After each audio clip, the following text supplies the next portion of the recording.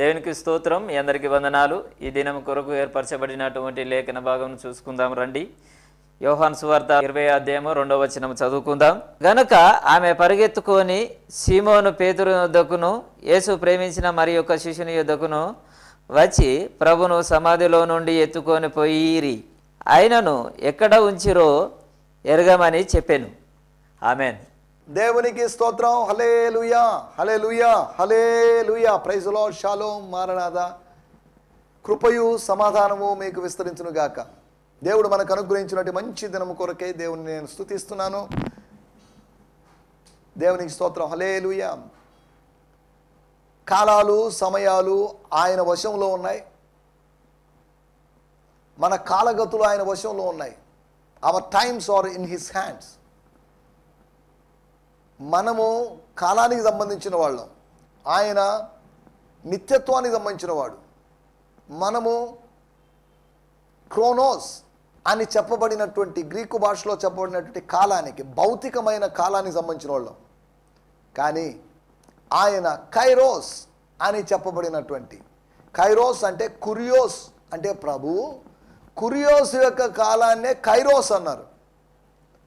మానవుని సమయం వేరు, దేవుని సమయం వేరు. మనకు రోజులు, దినాలు, వారాలు, మాసాలు, సంవత్సరాలు ఇలా ఉన్నాయి. నీ సంవత్సరములు యుగ యుగములు ఉంటాయి, నీ సంవత్సరములకు మితి లేదు అని కీర్తనాకారుడు అంటాడు. దేవుడు భౌతికమైన కాలమానం ప్రకారం పనిచేయడం లేదు. ఆయన దృష్టికి ఒక్క దినము 1000 సంవత్సరముల వలె ఉన్నది. అనగా మన సమయానికి భిన్నమైనటువంటి సమయం ఆయనది. అనగా దాని అర్థం ఏంటంటే, మనము అణిగి మణిగి ఉన్నట్లయితే, మనల్ని మనం అణుచుకొని మనల్ని మనం తగ్గించుకొని ఉన్నట్లయితే, మనము దీన మనస్కులై ఉన్నట్లయితే, ఆయన బలిష్టమైనటువంటి దేవుని యొక్క బలిష్టమైన అదృశ్యమైన చేతుల కింద, చేతులలో మనం అలా ఉన్నట్లయితే, తగిన సమయమందు, in proper time, in due time, తగిన సమయం ఎందు ఆయన మనల్ని హెచ్చిస్తాడు. తగిన సమయం అంటే మానవుని సమయం కాదు, దేవుని సమయం. సమయం వచ్చినప్పుడు, నెరవేర్పు సమయంలో, ఫుల్ఫిల్మెంట్ టైంలో, స్వప్న సాకారము జరిగేటువంటి సమయానికి, ఆ జరిగిన సమయంలో సింహాసనం మీద కూర్చున్నాడు యోసేపు. స్తోత్రం. వేరు వేరు విధాలుగా ఆయన సింహాసనం మీద కూర్చోబెట్టలేడు. కలలు కనటి ఒక వ్యక్తిగా తయారు చేసి, కలలకి అర్థాలు చెప్పేటట్టు ఒక వ్యక్తిగా చేసి, రాజుకు కలలు రప్పించడం ద్వారా ఆ విధానములో యోసేపు యొక్క ప్రయాణాన్ని, యోసేపు యొక్క సింహాసనం అధిరోహించడాన్ని సులువు చేశాడు ప్రభు. నీకు ఇచ్చినటువంటి టాలెంట్స్ ద్వారా, నీకు ఇచ్చినటువంటి కృప ద్వారా దేవుడు నీ మార్గాల్ని సుగమం చేస్తాడు, ఈజీగా చేస్తాడు, సరళం చేస్తాడు. దేవుని స్తోత్రం. హల్లెలూయా. ఇవన్నీ ఎందుకు చెప్తున్నట్టే, దినములు చెడ్డవి, అంత్య దినాల్లో మనం ఉన్నాం. ఇవి అంత్య దినాలు కాదని, లాస్ట్ డేస్ కాదని, లాస్ట్ అవర్ అని, అనగా ఇది అంత్య దినాలు కాదని, కడవరి గడి అని. దినాలు అయిపోయింది ఎప్పటి నుంచో. ఏమో లాస్ట్ డేస్ అంటున్నారు. మనము కడవరి గడియలో ఉన్నాం, లాస్ట్ అవర్. ఈ గంట గడిస్తే చాలు నిత్యత్వంలో ఉంటాం. కొన్ని రోజులు గడిస్తే చాలు మనం నిత్యత్వంలో ఉంటాం. ఏవో జరగబోతున్నాయి, మార్పులు జరగబోతున్నాయి. అంతా సాఫీగా ఉండదు.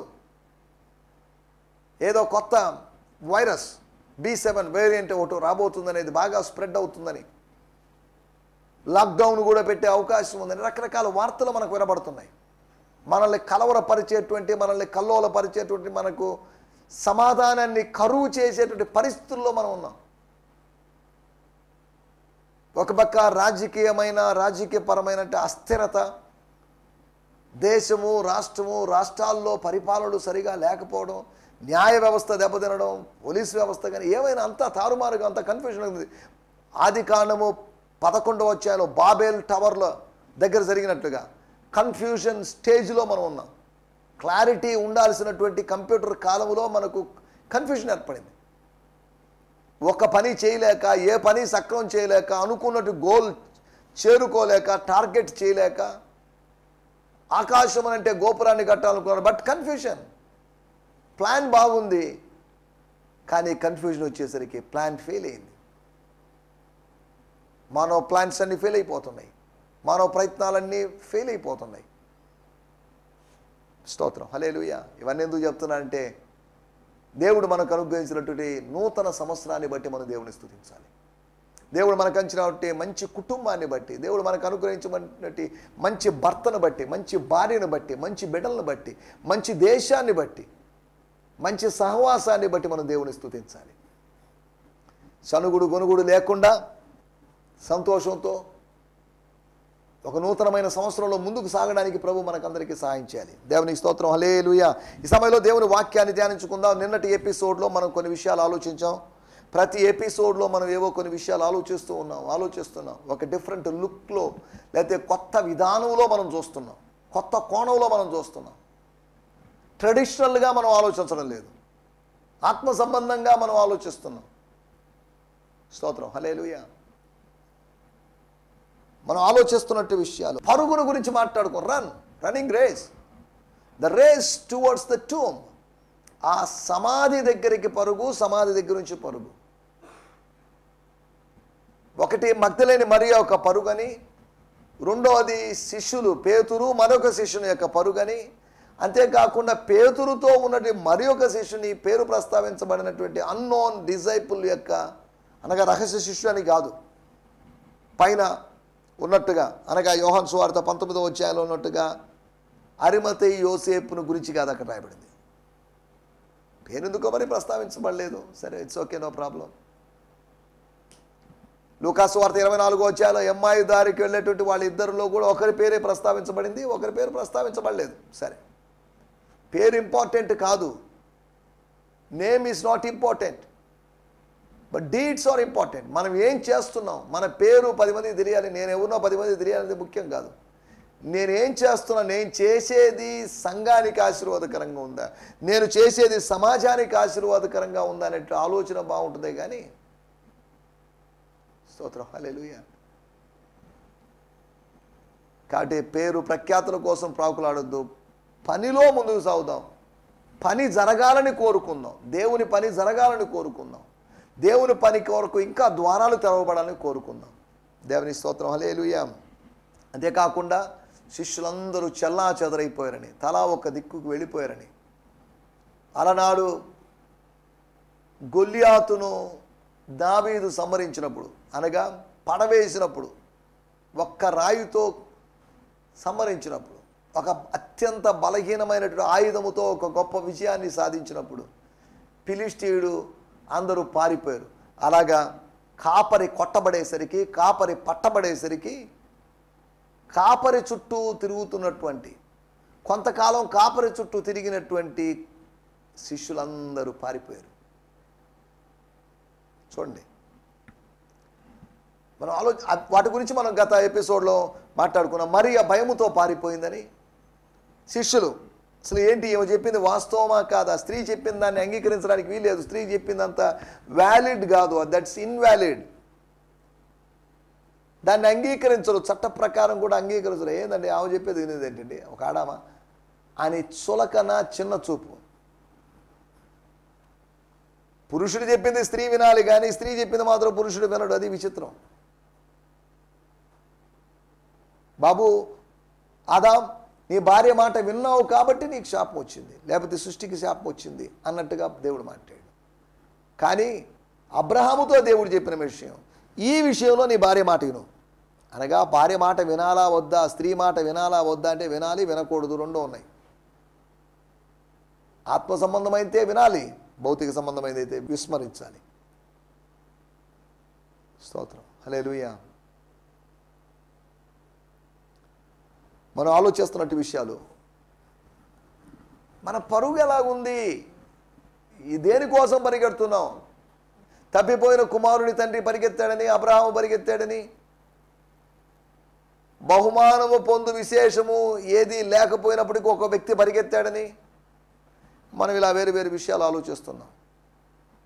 పరుగు అంటే మన మూమెంట్, మన కదలికలు, వేగంగా మనం గమ్యం వైపుగా వేసేటువంటి అడుగులు, వడి పెరిగినటువంటి మన ప్రయాణం, మన గమనం, అదే మన పరుగు. విశ్వాసి నడవాలని, పరిగెత్తాలని, ఎగరాలని, ఇలా వేరు వేరు విషయాలు గత ఎపిసోడ్లో ఆలోచించాం. దేవుని స్తోత్రం. మరి భయముతో అయితే అన్వేషణ దృక్పథంతో తెలుసుకోవాలి వాస్తవమా కాదా అని పరిశీలన దృక్పథంతో ప్రభు యొక్క శిష్యులు ఇద్దరు చేస్తే కుతూహలంతో, అవుట్ ఆఫ్ క్యూరియాసిటీ, యాంగ్జైటీతో, ఏంటి ముందు నేనే చూడాలి పోటీతత్వంతో పేతురును పక్కకు నెట్టేసి, పేతురును కాదనుకొని పేతురుకు ముందుగా వెళ్ళి పేతురు కంటే త్వరగా పరిగెత్తి ముందుగా సమాధి యొద్దకు వచ్చి వంగి నారబట్టలు పడినట్టు చూచిన కానీ అతడు సమాధిలో ప్రవేశించలేదు. స్తోత్రం, హల్లెలూయా. అంతటా సీమోను పేతురు అతని వెంబడి వచ్చి సమాధిలో ప్రవేశించి చూశాడు. అప్పుడు మొదట సమాధి యొద్దకు వచ్చిన శిష్యుడు లోపలికి పోయి చూచి నమ్మాడు.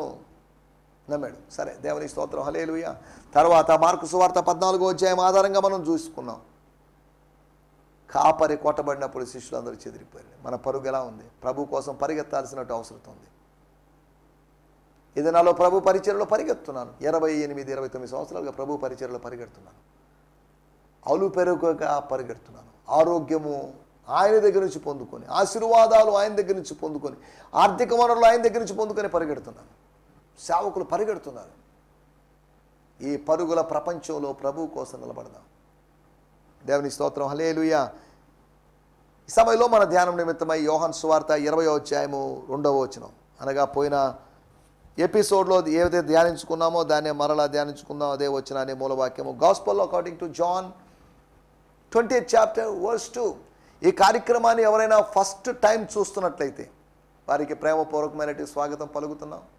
We welcome you to GMC family, Gideon Mission Church family, and we welcome to HMI family. అనగా he must increase family. ఈ టీవీ కార్యక్రమ కుటుంబానికి, సమూహానికి మిమ్మల్ని ప్రేమపూర్వకంగా ఆహ్వానిస్తున్నాం. దేవుని స్తోత్రం. దేవుని సేవకులు ఎవరైనా ఈ కార్యక్రమం చూస్తున్నట్లయితే, అయ్యలారా, దైవజనులారా, మీ అందరికీ నా హృదయపు లోతుల్లోంచి ప్రత్యేకమైన వందనాలు సార్. క్రీస్తు శరీరానికి, బాడీ ఆఫ్ క్రైస్ట్కి మీరు ఎంతో బ్లెస్సింగ్గా ఉన్నారు. కష్టాలు ఉన్నాయి, నష్టాలు ఉన్నాయి, సవాళ్ళు ఉన్నాయి. వాటిని ఎదుర్కొంటూ మీరు చేసేటువంటి పరిచర్య ఇండిపెండెంట్గానో ఏదో సంస్థను కలిసి చేసేటువంటి పరిచర్య నమ్మకంగా చేయండి. ఈ పట్టణాలని, ఈ గ్రామాలని ప్రభు కోసం పట్టుకుందాం. స్వార్థ ప్రకటిద్దాం, అనేకులకు బాప్తిజం ఇద్దాం, అనేకులను శిష్యులుగా తయారు చేద్దాం, సంఘాలు స్థాపించుకుందాం, సంఘాలను స్థిరపరుచుకుందాం. దేవుని రాజ్యం కట్టబడాలి. ఒక నెహెమ్యాలాగా, ఒక జెరుబ్బాబేలులాగా మనం పనిచేద్దాం. స్తోత్రం, హల్లెలూయా. రాత్రి రాబోతుంది, ఇక పనిచేసేటువంటి అవకాశం ఉండదు. ప్రభు రాబోతున్నాడు, ఇక పనిచేసే అవకాశం ఉండదు. ప్రపంచం అంతం కాబోతుంది, ఇక పనిచేసే అవకాశం లేదు. This is the time to work. ప్రతిరోజు పని చేయండి, ఆత్మల సంపాదన చేయండి, కరపత్రాలు పంచండి. స్తోత్రం. మీ ప్రార్థనా విషయాలు దయచేసి మాకు తెలియజేయండి. ఒక దైవజనుడిగా నాకు ఆర్థిక సమస్యలు అంటే ఏంటో తెలుసు.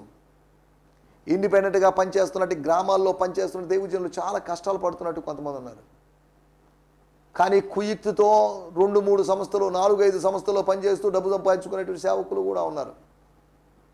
కుయుక్తితో నీ కుటుంబ పోషణ చేసుకుంటావేమో, అదే కుటుంబం ఆత్మీయ విలువలను కోల్పోయి బయట భ్రష్టు పట్టేటువంటి అవకాశం ఉందనే సంగతిని గుర్తు చేస్తున్నాను. నమ్మకంగా నిలబడదాం. మనల్ని పిలిచినవాడు నమ్మదగినవాడు, మనల్ని పిలిచినవాడు పోషించగలడు. మనల్ని పిలిచినవాడు నిన్ను పోషించగలడు, నిన్ను పిలిచినవాడు నిన్ను పోషించగలడు, నిన్ను పిలిచినవాడు నీ భార్యని, నీ బిడ్డలందరినీ పోషించగలడు. స్తోత్రం, హల్లెలూయా, స్తోత్రం.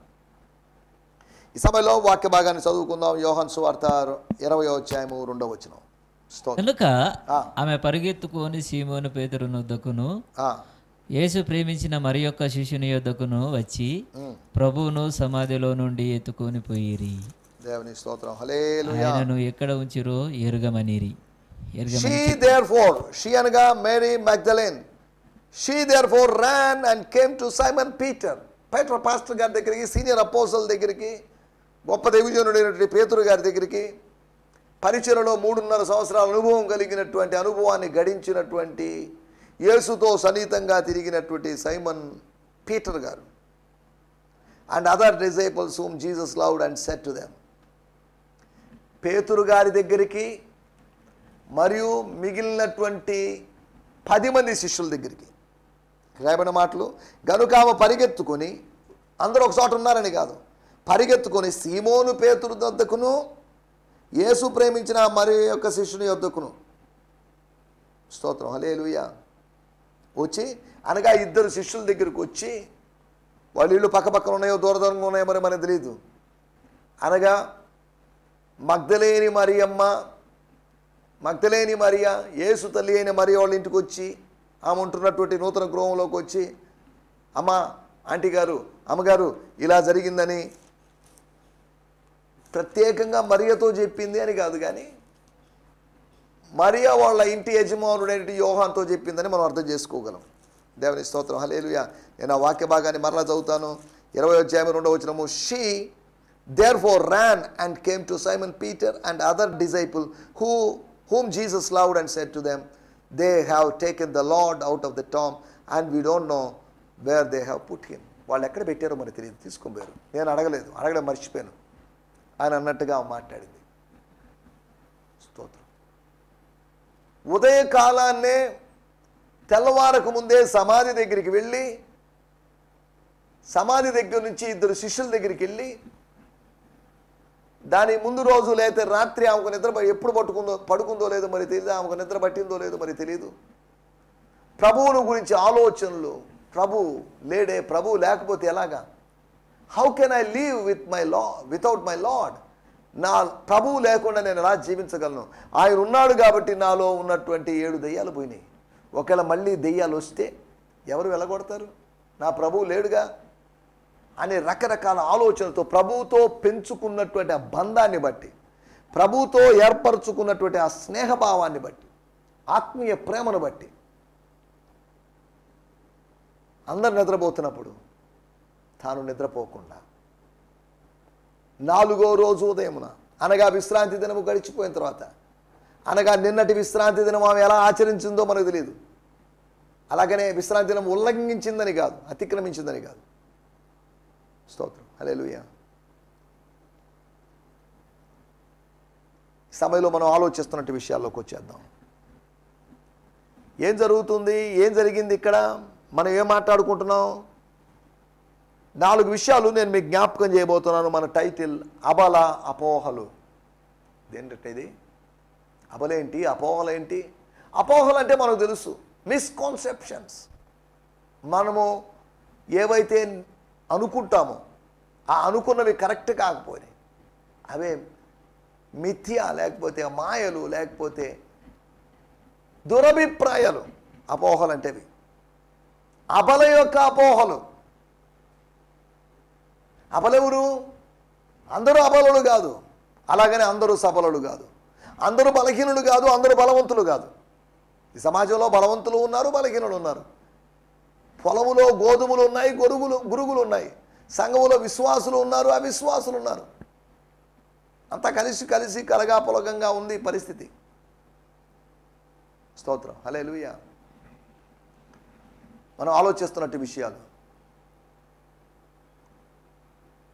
అబల యొక్క 4 అపోహలు, 4 misconceptions of a woman, of a weak woman or of Mary. మరియ యొక్క 4 అపోహల గురించి మనం మాట్లాడుకోబోతున్నాం. మనిషికి ఎన్నో అపోహలు ఉంటాయి. నేను అలా అనుకున్నానండి, ఆయన గురించి ఇలా అనుకున్నాను, ఆమెను గురించి ఇలా అనుకున్నాను, దేవుని గురించి నేను ఇలా అనుకున్నాను. మనుషులందరూ దేవుని గురించి అనుకుంటారట, కొన్నిసార్లు పాజిటివ్గా, కొన్నిసార్లు నెగిటివ్గా. 50వ కీర్తనలో మనం గమనించినట్లయితే కీర్తనాకారుడు చక్కగా రాసినటువంటి మాటలు ఏంటంటే, నేను చదువుతున్నాను, 21వ వచనం, పేజీ నెంబర్ 478.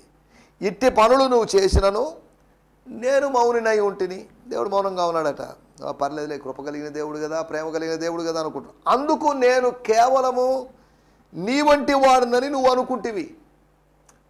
మనలాంటోడేగా దేవుడు, నాలాంటోడేగా దేవుడు, ఆయన పోలిక, ఆయన స్వరూపం చొప్పున సృష్టించబడ్డాను కదా అని అనుకుంటున్నాడు. ఇక్కడ రాయబడిన మాట, అందుకు నేను కేవలము నీ వంటి వాడిని నువ్వు అనుకున్నావు. స్తోత్రం. కాదు, నేను ఇలాంటి వాడిని కాదు, నిన్ను పుట్టించిన వాడిని నేను, నీలాంటి వాడిని ఎందుకు అవుతాను? అయితే నీ కనుల ఎదుట ఈ సంగతులను నేను వరుసగా ఉంచి నేను గద్దిస్తాను. మౌనంగా ఉన్న దేవుడిని అనుకుంటున్నావు, మా దేవుడు మౌనంగా ఉంటాడండి. మాట్లాడే దేవుడైనా మౌనంగా ఉంటాడు. చూసి చూడనట్టు ఊరుకుంటాడండి అని అనుకుంటాము. నీ ఒట్టి ఆలోచనలు పక్కన పెట్టు, దేవుని గురించిన దురభిప్రాయాలు పక్కన పెట్టు. అబల యొక్క అపోహల గురించి మనం మాట్లాడుకోబోతున్నాం.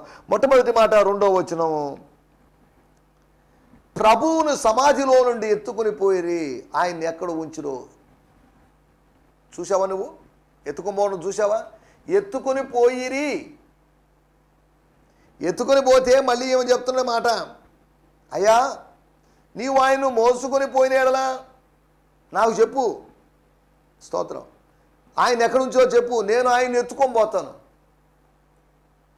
సమాధిలో ఉన్నటువంటి, సమాధిలో పెట్టబడినటువంటి యేసును ఎత్తుకొని పోయారని, ఎవరో ఒకరు ఎత్తుకొని పోయారని. ఒకవేళ ఈ కనిపించినటువంటి, తన వెనకాల కనిపించిన వ్యక్తి ఒకడు ఎత్తుకొని పోతుంటే ఇచ్చేస్తే, నా ప్రభువు దేహాన్ని నేను తీసుకొని పోతానయ్యా అని మాట్లాడుతుంది. The stolen theory of Mary. ఎవరో ఎత్తుకుని పోయారు అని చెప్పినటువంటి, దొంగలించబడ్డాడు, దేహము దొంగిలించబడింది, లేకపోతే దేహము అపహరింపబడింది, ఆయన దేహము అపహరింపబడింది అనేటువంటి ఒక భ్రమ, ఒక ఆలోచన, ఒక తప్పు ఆలోచనలు, ఒక దురభిప్రాయంలో ఆయన ఎవరు ఎత్తుకొని పోలేరు. అంటే హైటు వెయిటు బాగా బలంగా ఉంటాడు కాబట్టి ఎత్తుకొని పోలేని కాదు నా మాటల ఉద్దేశం. అక్కడ సైనికులు ఉన్నారు, అక్కడ భద్రత ఉంది. ఒకవేళ శిష్యులు వచ్చి ధైర్యంగా ఆయన దగ్గర, శిష్యులు పారిపోయిన వాళ్ళు ధైర్యంగా ఎలా వస్తారు? వచ్చే అవకాశం లేదుగా, రాలేదు వాళ్ళు ఎవరు. 3 రోజుల తర్వాత వచ్చినట్టు శిష్యుడు పేతురు, మన యోహాను, ఇంకెవరో వచ్చారు. అనగా వీళ్ళ సైడ్ నుంచి 2 శిష్యులు, లేకపోతే కొంతమంది శిష్యులు, లేకపోతే స్త్రీలు, ఇంతమంది తప్ప, ఒక 3 4 స్త్రీలు, 2 పురుషులు తప్ప ఇంకెవరు వచ్చిన వాళ్ళు లేరు. మొత్తం 5 మంది, 10 మంది లోపే వచ్చారు. 10 మంది లోపు వచ్చిన వాళ్ళు ఇంతమంది సైనికుల యొక్క కనులు గప్పి దేహాన్ని ఎలా తీసుకొని పోతారు? ఎత్తుకొని ఎక్కడికి తీసుకొని పోతారు? శవాన్ని తీసుకొని పోయినా ఇంకో చోట పెట్టాల్సిందే కానీ ఇంట్లో పెట్టుకోలేరు కదా. ఒకటి ఆమె యొక్క అపోహ నంబర్ 1, అపోహ number 1, myth number 1. Someone has stolen Jesus. యేసు యొక్క దేహాన్ని ఎవరో తీసుకొని పోయారని, ఆయన అపహరింపబడ్డాడు అని ఆమె యొక్క భావన. 2వ విషయాన్ని నేను మీకు జ్ఞాపకం చేస్తాను. యోహాను సువార్త 20:12. ఆమె ఏడ్చుచూ సమాధిలోకి వంగి చూడగా, స్తోత్రం. 5వ వచనంలో వంగి నారబట్టలు పడి ఉన్నట్టు చూశాను. వంగి చూశాడు ఒక ఆయన, ఏమో కూడా వంగి చూడగా ఏం జరిగింది? తెల్లని వస్త్రములు, శ్వేత వస్త్రములు ధరించినటువంటి 2 స్వర్గపు ప్రతినిధులు, 2 దేవదూతలు యేసు దేహము ఉంచబడిన అదే స్థలంలో, ఆ స్థలాన్ని చూసి వెళ్ళింది. ఆ స్థలం ఎప్పటికీ గుర్తు. 3 రోజుల క్రితం అదే స్థలంలో ఉండాల్సినటువంటి దేహము, ఒకడు కాళ్ళ వైపున ఒకడు తల వైపున ఒకరు కూర్చొని ఉన్నారు. కూర్చోండి. హలో, ఎవరండి మీరు?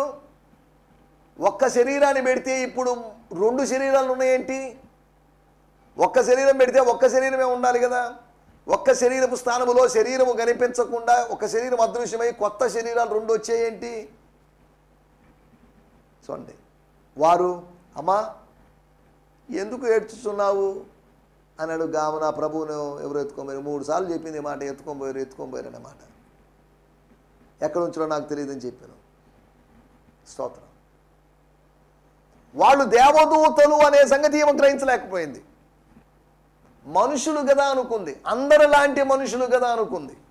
కానీ తన కోసం దేవుడు దేవదూతల్ని పంపించాడు. మరియ కోసం దేవదూతలు పంపించాడు. ఎలిజబెత్ కోసం మరియను ఎలిజబెత్ దగ్గర పంపించాడు. జకరియా కోసం దేవదూతను పంపించాడు. కానీ ఎలిజబెత్ కోసం దేవదూతను పంపించలేదు.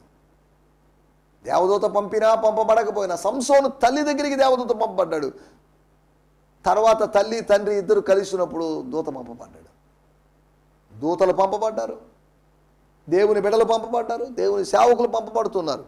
మనం ఆలోచిస్తున్న మాట, ఒకటి ఆయన అపహరింపబడ్డాడని, రెండోది అందరి లాంటి వాళ్ళని వాళ్ళు దేవదూతలు. వాళ్ళు దేవదూతలు కాదని ఎవరో ఎక్కడో వాళ్ళు అనుకున్నారు. ఆమె ఆలోచించుంటే వాళ్ళు ఎవరు ఏంటని అర్థమైంది. 3వ విషయాన్ని నేను మీకు జ్ఞాపకం చేస్తాను. 15వ వచనం. స్తోత్రం.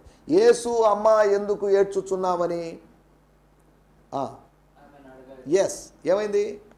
ఆయన తోటమాలి అనుకొని, ఈ అనుకోవడం అనే దాంతో సమస్యలు. అనుకోవద్దు.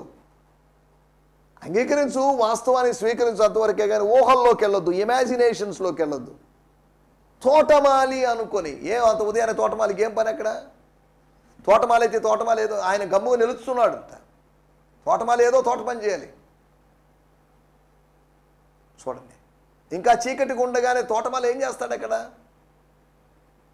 అది మామూలు తోట కాదు, సమాధుల తోట. అది సమాధి ఉంచబడినట్టు తోట.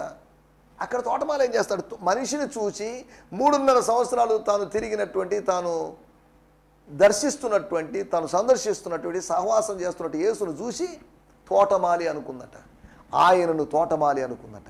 యేసును ఈ రోజుల్లో కేవలం బోధకుడని, యేసును కేవలం ఏదో అద్భుతాలు చేసేవాడని, యూదామత బోధకుడని ఇలా అనుకుంటున్నారు. ఆయన కేవలం బోధకుడు కాదు, ఆయన రక్షకుడు. మహమ్మదీయ సోదరులు ఆయన్ని కేవలం ప్రవక్త అనుకుంటున్నారు. కాదు, ఆయన ప్రవక్త కన్నా గొప్పవాడు, ఆయన బోధకుని కన్నా గొప్పవాడు. స్తోత్రం, హల్లెలూయా. ఆయనను తోటమాలి అనుకుంది. 4వ విషయము, మార్కు సువార్త 16వ అధ్యాయము 1వ వచనం. విశ్రాంతి దినము గడిచిపోగానే మగ్దలేని మరియు యాకోబు తల్లి అయిన మరియు సలోమి వచ్చి ఆయనకు పూయవలనని సుగంధ ద్రవ్యాలు పూయాలి, సుగంధ ద్రవ్యాలు పూయాలి, ఆచారాలు చేయాలి. సజీవునికి ఎందుకండి సుగంధ ద్రవ్యాలు? సిద్ధపరచబడడం అనేది శవం సిద్ధపరచబడాలి, శవానికి కావాలి సుగంధ ద్రవ్యాలు. సజీవునికి ఎందుకు సుగంధ ద్రవ్యాలు?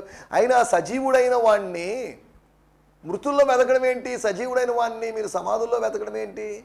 సజీవుడమైన వాణ్ణి సజీవులున్న దేశంలో వెతకాలి, సజీవుడైన వాణ్ణి మృతుల లోకంలో వెతకూడదు. అనగా ఆచారాలు చేయాలి అనుకుంది. ఆచారాలు చేస్తే బాగుంటుంది అనుకుంది. కానీ ఆచారాలు చేయడం సాధ్యమా అసాధ్యమా అని ఆలోచించలేదా? నా మాటలు నేను ఇక్కడ ముగిస్తున్నాను. ఒకటి మనం ఆలోచించిన విషయం, ఆయన అపహరింపబడ్డాడు అని భావించింది, అనుకుంది. రెండోది, అందరిలాంటి మనుషులే లోపల సమాధిలో ఉన్నారనుకుంది. మూడోది, ఆయన తోటమాలి అనుకుంది. 4వది, ఆచారాలు చేయాలి అని అనుకుంది. నీ సుగంధ ద్రవ్యాలు దేవునికి అవసరం లేదు, నీ జీవితమే దేవునికి కావాలి. సుగంధ ద్రవ్యాల్ని పక్కన పెట్టి, దశంభాగాలు పక్కన పెట్టి, కానుకలు పక్కన పెట్టి నిన్ను నువ్వు ప్రభు చేతికి సమర్పించుకో. సజీవ యాగముగా నీ శరీరాన్ని ప్రభువుకు సమర్పించుకో. అదే ప్రభువు కోరుకునేది. అట్టి సమర్పణలోకి రావడానికి ప్రభు మనకందరికీ సహాయం చేయనుగాక. అపోహల్లోంచి వాస్తవాల్లోకి రావడానికి ప్రభు మనకు సహాయం చేయనుగాక. ఆమేన్, హల్లెలూయా, హల్లెలూయా. అందరికీ వందనాలు. ఈ సందేశము మీకు ఆశీర్వాదకరంగా ఉందని నమ్ముచున్నాము. ప్రార్థనా అవసరతల కొరకు మమ్మల్ని సంప్రదించవలసిన మా చిరునామా గిద్యోన్ మిషన్ చర్చ్, 6వ వీధి, శాంతినగర్, నెల్లూరు 4, ఆంధ్రప్రదేశ్. పిన్ 524004. మా ఫోన్ నంబర్లు 7036443613 మరి ఒక నంబర్ 9392293010. మా ఈమెయిల్ ఐడి gfihmi2015@gmail.com. దేవుడు మిమ్మును ఆశీర్వదించునుగాక. ఆమేన్.